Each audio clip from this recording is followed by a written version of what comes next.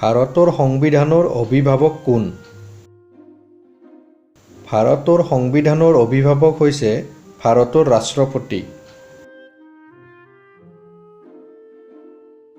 ভাৰতৰ সংবিধান সভাৰ প্ৰথম অধিৱেশন কেতিয়া হৈছিল?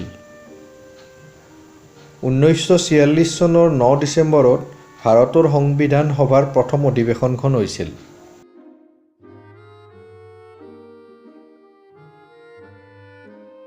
ভাৰতীয় সংবিধানখন সংবিধান সভাত কেতিয়া গৃহীত হৈছিল?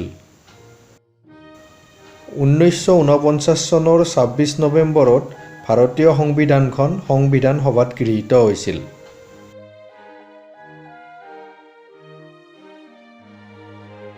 কেতিয়াৰ পৰা ভাৰতীয় সংবিধানখন সম্পূৰ্ণৰূপে কাৰ্যকাৰী হয়? 1950 চনৰ 26 জানুৱাৰীৰ পৰা ভাৰতীয় সংবিধানখন সম্পূৰ্ণৰূপে কাৰ্যকাৰী হয়।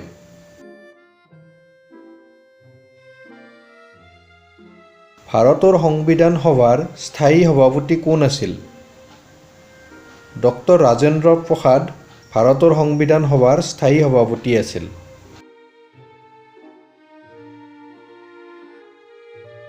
ভাৰতৰ সংবিধান সভাৰ অস্থায়ী সভাপতি কোন আছিল? সচিদানন্দ সিংহ ভাৰতৰ সংবিধান সভাৰ অস্থায়ী সভাপতি আছিল।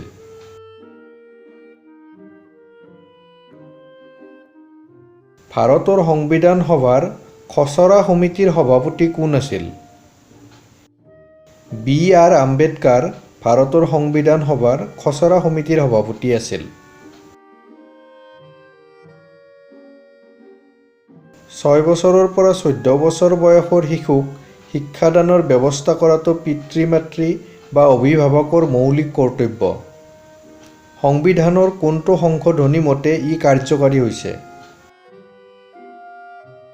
86তম সংশোধনী মতে। সংবিধানৰ কোনখন সংশোধনী বিলৰ দ্বাৰা ভোটাধিকাৰ 21 বছৰৰ সলনি 18 বছৰ কৰা হৈছিল?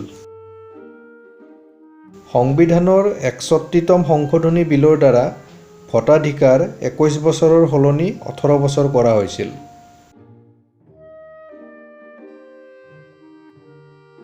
ভাৰতীয় সংবিধানখনৰ কোনটো অংশক ভাৰতীয় সংবিধানৰ আত্মা আখ্যা দিয়া হৈছে?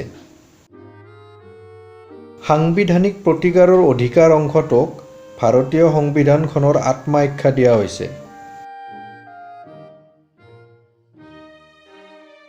কোন সংবিধানৰ আৰ্হিৰ পৰা ভাৰতীয় সংবিধানত এক নাগৰিকত্ব ব্যৱস্থাৰ সূচনা কৰা হৈছে?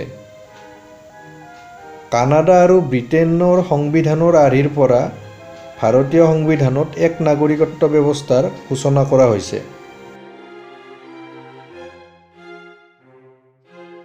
পৃথিৱীৰ ভিতৰত দীৰ্ঘতম সংবিধান কোনখন? ভাৰতীয় সংবিধানখনে হৈছে পৃথিৱীৰ ভিতৰত দীৰ্ঘতম সংবিধান। ভাৰতীয় সংবিধানখন কেইটা অধ্যায়ত ভাগ কৰা হৈছে? ভাৰতীয় সংবিধানখন 22টা অধ্যায়ত ভাগ কৰা হৈছে।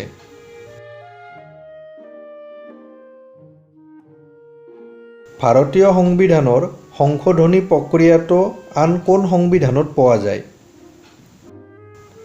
ভাৰতীয় সংবিধানৰ সংশোধনী প্ৰক্ৰিয়াটো ব্ৰিটিছ সংবিধানত পোৱা যায়।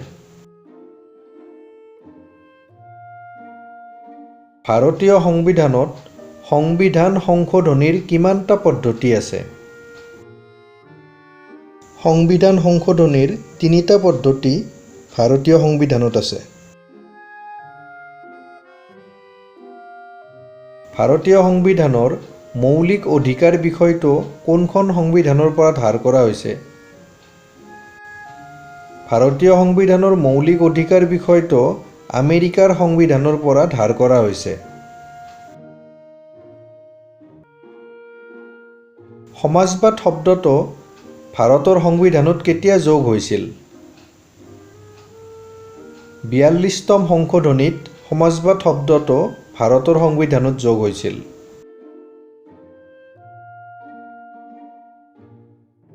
ভাৰতীয় সংবিধানত স্বাধীনতাৰ অধিকাৰ কোন অনুচ্ছেদত অন্তৰ্ভুক্ত কৰা হৈছে? ভাৰতীয় সংবিধানৰ 19ৰ পৰা 22 অনুচ্ছেদত স্বাধীনতাৰ অধিকাৰ অন্তৰ্ভুক্ত কৰা হৈছে।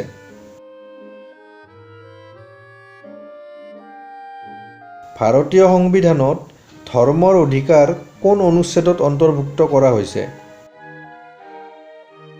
ভাৰতীয় সংবিধানৰ 25ৰ পৰা 28 অনুচ্ছেদত ধৰ্মৰ অধিকাৰ অন্তৰ্ভুক্ত কৰা হৈছে।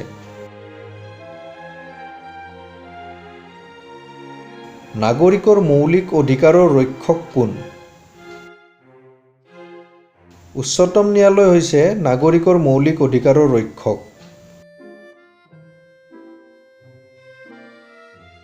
ভাৰতীয় সংবিধানত মৌলিক কৰ্তব্য অন্তৰ্ভুক্ত কৰিবলৈ কোনে পৰামৰ্শ দিছিল? চৰণ সিং কমিটিয়ে ভাৰতীয় সংবিধানত মৌলিক কৰ্তব্য অন্তৰ্ভুক্ত কৰিবলৈ পৰামৰ্শ দিছিল।